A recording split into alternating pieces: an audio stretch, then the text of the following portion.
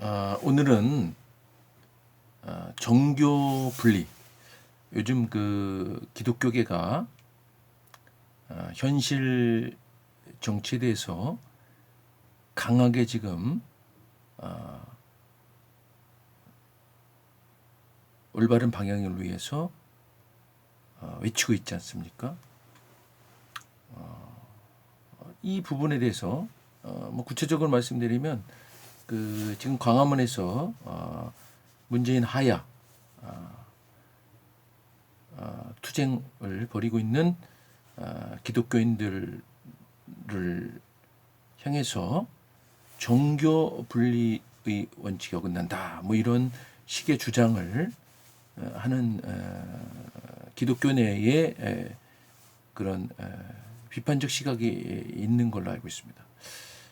그래서 오늘은 이 정교 분리라는 것이 그들이 주장하는 대로 그런 뜻으로 해석돼야 맞는 것인지에 대해서 오늘 말씀드리고자 합니다. 이 역사적 그 사실 또 이 정교 분리의 올바른 이해, 그것이 이 기독교계가 지금 현재 현실 정치에 대해서 외치고 있는 것에 대한 올바른 방향을 제시해 준 걸로 믿습니다. 그래서 오늘은 아주 잘 설명된 그런 글이 있어서 그 글을 여러분에게 소개하고, 또 지금 광화문에서 국민혁명을 이끌고 있는 정광훈 목사님께서 이 정교 분리에 대한 아주 간결하고 잘 정리된 그 말씀 동영상을 제가 좀 보여드리고, 오늘 정교 분리에 대한 이해를 우리가 하도록 하는 시간을 갖도록 하겠습니다. 자, 정교 분리의 역사와 참뜻입니다. 이 지상의 교회는 전투하는 교회라고 말할 수 있습니다. 그래서 이제는 지식이 아닌 행함의 열매로 드려야 한다는 겁니다. 자, 이 글을 쓴 저자가 언젠가 강의 중에 이렇게 목사님들에게 물어본 적이 있다고 합니다. 목사님들, 한국의 보수교단은 정교 분리 원칙을 주장하고 지금껏 잘 지켜왔는데 세속 정부가 진리를 파괴하고 신앙의 자유를 침해하려 할 때는 어떻게 해야 합니까? 목사님들은 성도들에게 어떠한 대안을 가지고 가르치고 있습니까? 이렇게 물었더니 모두가 조용하고 잠잠했다는 거예요. 이거 왜 그랬을까요? 이 명쾌한 그 답을 모르니까 이랬을 거예요.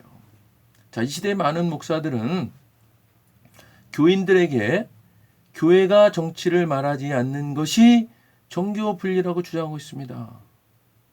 이것은요, 정교 분리 원칙이 무엇인지 모르는 무지함 때문이거나 목사님 자신이 고의적인 정치적 의도 때문에 그렇게 교인들을 가르쳐 온 것입니다.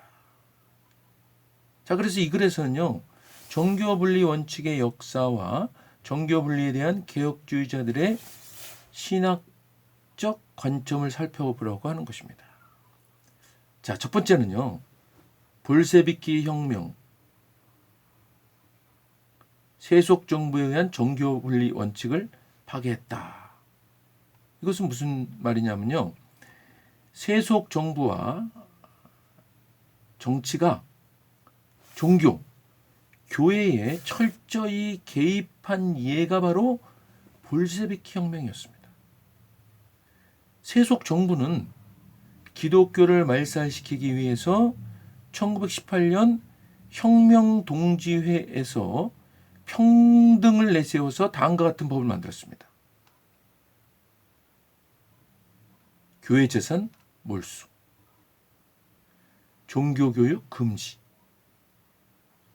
종교는 인민의 아편.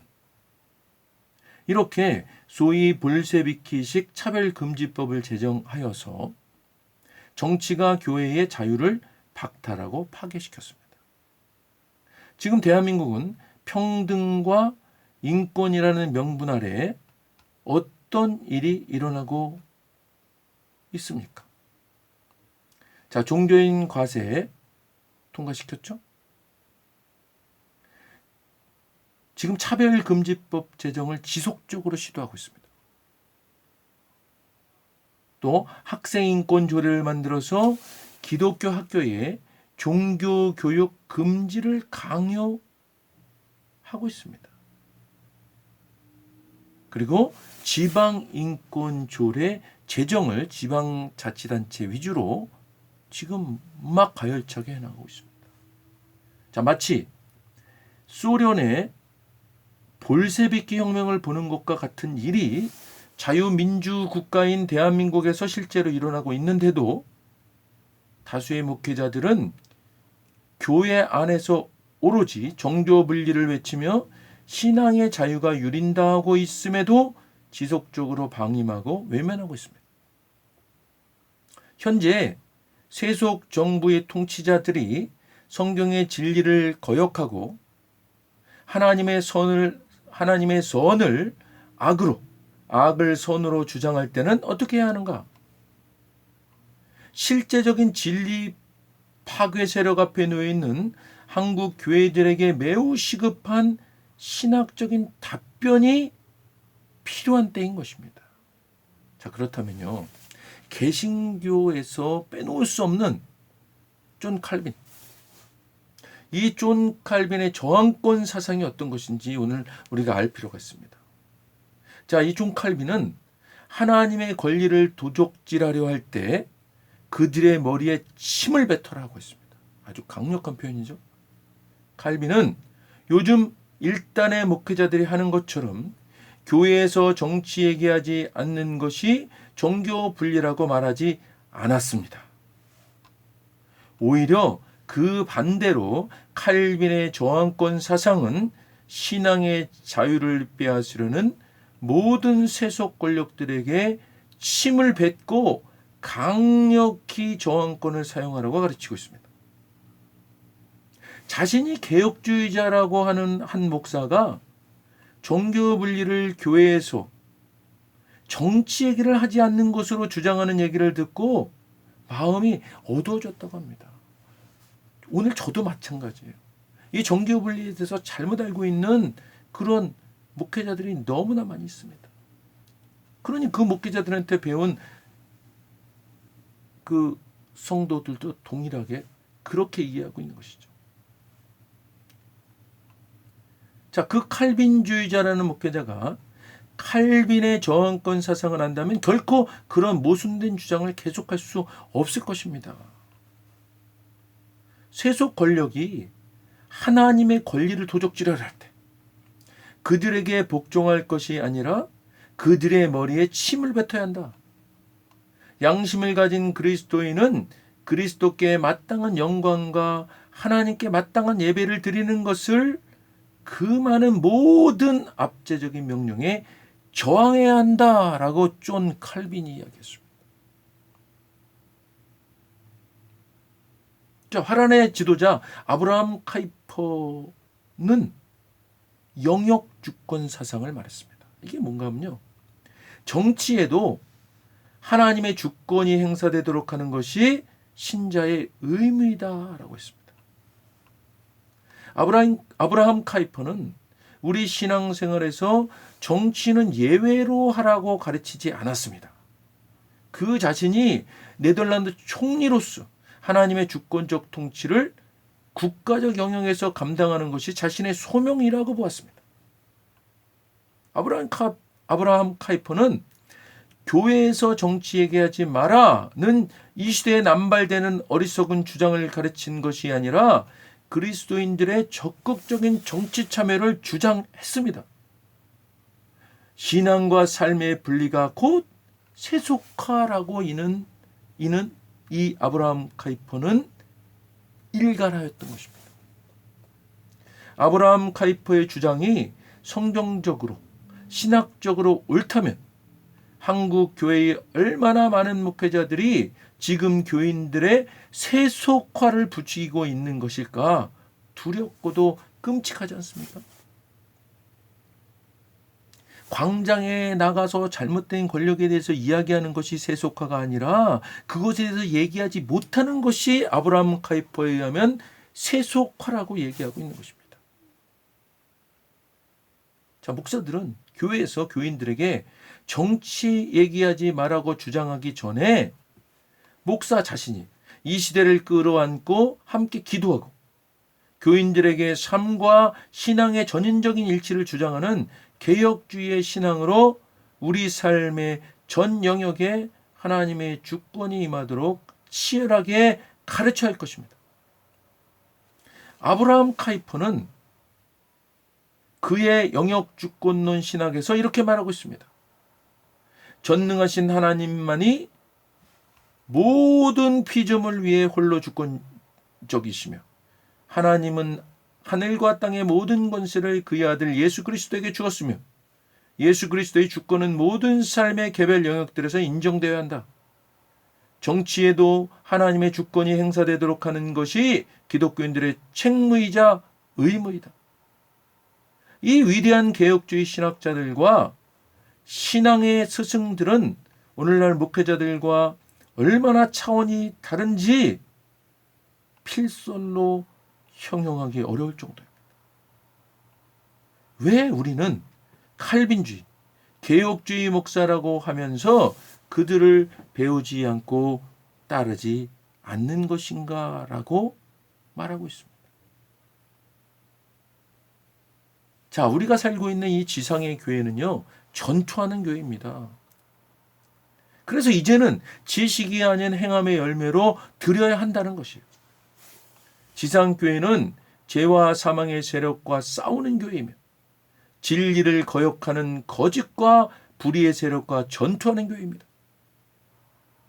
신학교에서 가르친 개혁주의자 스승들은 모든 지상의 교회는 전투하는 교회라고 가르쳤으나 그분들이 현재 지금 전투 중인지는 알지 못했던 거예요. 그러나 모든 지상의 교회는 전투하는 교회라고 가르쳤던 그 가르침은 전적으로 옳은 것이었던 것입니다. 모든 지상교회는 전투하는 교회다. 그러나 우리는 착하게 살라고 가르치기는 하였지만 불의의 정치 세력과 모든 비진리에 저항해야 한다고 가르치며 목사 자신이 가르친 대로 신앙의 본을 보여주었는가? 우리는 이제 우리 주님 앞에서 지식이 아닌 진실한 신앙의 행위의 열매로 드리며 깨달아야 한다. 신앙의 자유와 진리를 파괴하려는 싫지 않은 악한 정치 세력에 저항하는 것을 부인하는 교회는 이미 진리의 사명을 잊어버린 채 진리의 허리띠를 풀고 전투를 잊어버린 세속화된 교회라고 말할 수 있는 것입니다. 여러분, 우리가 개혁주의 신앙을 우리가 견지하는 우리가 개신교인들 아닙니까? 오늘 지금 말씀드린 이 말씀 우리가 기억해야 될 줄로 믿습니다. 불의를 보고 가만히 있는 것이 오히려 세속화된 것이다 라고 아브라함 카이퍼가 주장했습니다. 우리는 여태껏 어떻게 알고 있었어요? 아, 정치는 정치인이 하는 것이고, 그렇죠? 교회는 그저 기도만 하면 된다. 그것이 아니라는 겁니다. 그리고 원래 이 정교 분리의 원칙이라는 것은 이제 좀 전에 이 이후에 보실 그 정강 목사님 동영상에서 잘 설명하겠지만 원래 국가 권력이 세속 권력이 교회에 그 영향력을 행사하지 말아라 라는 뜻이에요. 그러니까 다시 말하면 정부에서 목회자 임명하거나 국교로 삼거나 그러면 안 된다는 뜻이지 교회가 정치에 대해서 이야기하는 것을 금하는 것이 정교분리가 아니라는 겁니다. 여러분이 똑바로 알아야 돼요. 알지 못하면서 잘못된 것으로 주장하면 안 되는 것입니다. 그리고 지금 우리가 잘못된 종교분리 원칙을 우리가 갖게 된 것은 사실은 일제시대 때 교회가 그 일제에 저항했잖아요. 독립운동을 가열차게 했던 것이 교회입니다. 그러니까 그때 일제가 교회를 탄압하기 위해서 한 것이 정교 분리였어요. 우리가 지금도 그 잘못된 그 정교 분리의 그 원칙을 우리가 잘못된 정보로 알고 목회자들 그렇게 알고 성도도 그렇게 가르치고 있는 것입니다. 그것이 너무나 잘못된 것이에요. 세상의 불의한 권력, 불의한 정권에 대해서는 칼빈은요, 침을 뱉으라고 그랬어요, 그 머리에. 여러분, 지금 강화문에서 이 불의한 권력에 대해서 지금 외치고 있는 그 기독교인들을 광장에 나오지 못하는 기독교인들은 부끄러움을 가지고 그분들을 격려해야 되는 것입니다. 그리고요, 광장으로 나와야 되는 것이에요. 그것이 제대로 된 종교 분리인 것입니다. 저는 그런 생각 들어요. 지금 침묵하고 있는 한국교회, 침묵하고 있는 목회자, 침묵하고 있는 성도들, 일제시대 때 목회자들이 그 일제 그 치하가 영원히 끝나지 않을 것 같다는 절망감 때문에 신사참배를 했잖아요. 그런데 얼마 안 있어서 해방을 맛보지 않았습니까? 그때 얼마나 그 신사참배한 것 때문에 부끄러워졌습니까? 여러분, 그런 전철을 밟으면 안 돼요. 지금 저는 그런 생각 듭니다. 지금 이 불의함에 대해서 외치지 않는 침묵하는 목회자들, 혹 이제 이 혁명이 성공을 해서 이제 진짜 기독교의 국론, 이것으로 대한민국이 세워졌을 때 혹 일제시대 때 신사참배한 것과 같은 그런 부끄러움을 당하지 않을까 염려됩니다. 여러분, 나오셔야 됩니다. 나오세요. 성도님들, 나오십시오.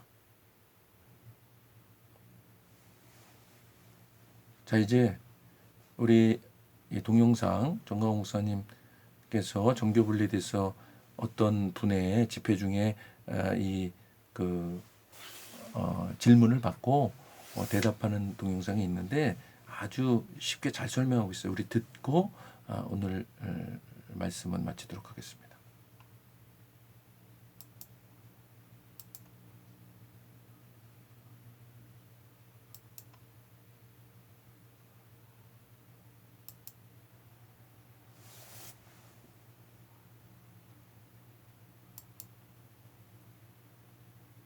뭐 올린다고?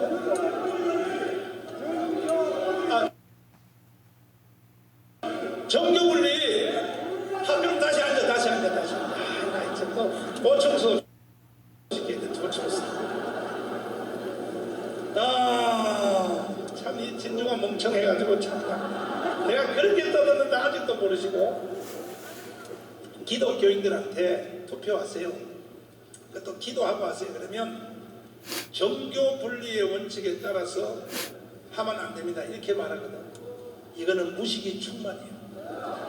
이 정교 분리의 원칙은 누가 만들었냐? 미국의 3대 대통령 토마스 제퍼슨이 만들었어. 누구요? 첫 번째 대통령이 조지 워싱턴. 두 번째 대통령이 뭐요? 그걸 알면 진주에 살겠어. 아담스 그래. 아담스. 따라서 아담스. 3대 대통령이 토마스 제퍼슨. 그들은 신앙 좋기가 일반 대통령이 목사들보다 신앙이 더 좋았어. 그런데 가기를 우리같이 신앙이 좋은 사람이 대통령을 하면 이 권력을 가지고 교회를 도와줄 수 있지만, 앞으로 케네디 같은 놈이 나타나면, 신앙이 없는 대통령이 나타나면 권력을 가지고 교회를 탄압할지도 모른다. 문재인 같은 저런 개자식이 나타나면. 그래서 이참에 교회를 보호하는 법을 만들자 하고 만든 것이 정교분리의 원칙이죠. 정치하지 말라고 만든 법이 아니라 교회를 보호. 첫째, 세상 정부는 교회를 탄압하는 법을 만들 수 없다. 이것이 정교분리의 원칙의 1번. 2번은 뭐냐? 세상 정부는 교회에다가 세금을 부과할 수 없다. 그런데 올해부터, 작년부터 정부가 우리 목사님들한테 세금을 때려 안 때려? 이게 정교분리 원칙에 이거 어긋나는 거예요. 세금을 부과할 수 없답니다. 그래서 이번에 4월 15일 날 선거에서 기독자유당이 반드시 여의도에 입성하면 모든 법을 다 고쳐야 되는 겁니다. 다 고쳐야 되는 거예요. 정교분리의 원칙은 바로 그 세 번째 뭐냐? 세상의 대통령은 성직자를 임명할 수 없다. 세 번째, 요거는 영국의 성공회를 두고 본 거예요. 영국은 지금도 엘리자베스 여왕이 목사들을 임명해요. 왜? 국교회니까. 그렇게 하면 안 된다. 이 세 가지가 정교분리의 원칙인데, 한국에 이것이 들어올 때는 언제 들어왔냐? 일제시대. 언제요? 일본 놈들이 한국을 점령하고 난 뒤에 교회가 자꾸 독립운동을 하니까 요걸 예배당에다 딱 가둬놓으려고, 정교분리의 원칙은 세상 정부와 교회는 서로 간섭하지 않는다. 서로 간섭하지 않는다. 요렇게 비틀어서 가르쳐가지고 전 세계에 76개 나라가 기독당이 있어요. 기독자유당이 있어요. 그런데 대한민국만 없는 거야. 누구 때문에? 일본 놈들 때문에. 그러다가 이승만 대통령이 딱 들어오자마자, 이승만은 미국에서 공부했으니까 딱 보니까 무슨 이런 개뼈다귀 같은 법이 다 있어. 뭐라고? 교회가 정치하면 안 된다고? 확 끌어치워버리고 영락교회 한경림 목사님 보고 국회의원 출마하라. 광주에는 정기호 목사님한테 국회의원 출마하라. 이렇게 설득을 했어요. 근데 그 큰 교회 목사님들은 우리는 너무 교회가 커서 못하니 젊은 목사님들을 모시고 정치를 하세요. 그래서 제1대 우리나라 국회는 많은 목사 장로들이 당선이 됐는데, 그 중에 종로구에